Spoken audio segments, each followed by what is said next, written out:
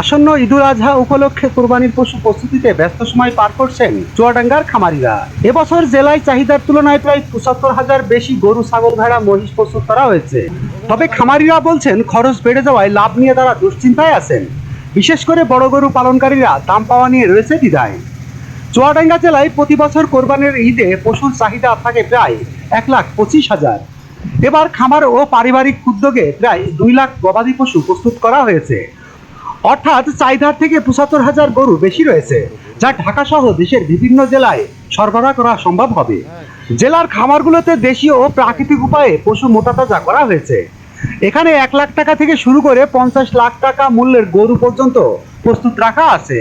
বর্তমানে জেলায় রয়েছে প্রায় ৫০,০০০ গরু, ১৪৫টি মহিষ, ১.৫ লাখ ছাগল এবং ৪,০০০ ভেড়া।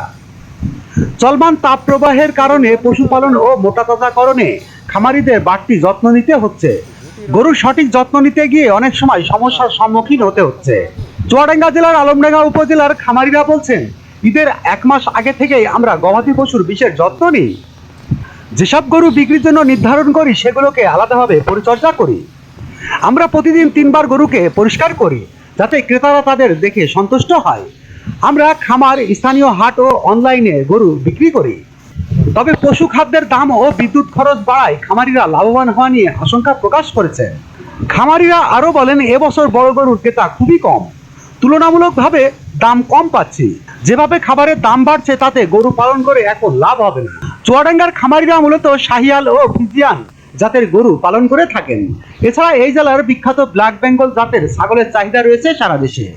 জেলা প্রাণী সম্পদ কর্মকর্তা ডাক্তার মোহাম্মদ শাহাবুদ্দিন বলেন, চুয়াডাঙ্গায় চাহিদার চেয়ে অনেক বেশি কোরবানির পশু প্রস্তুত রয়েছে। এখানকার চাহিদা মিটিয়ে অন্যান্য জেলায় গবাদি পশু পাঠানো সম্ভব হবে। ASBD 24, সত্য প্রকাশে প্রতিশ্রুতিবদ্ধ। চ্যানেলটি সাবস্ক্রাইব করুন।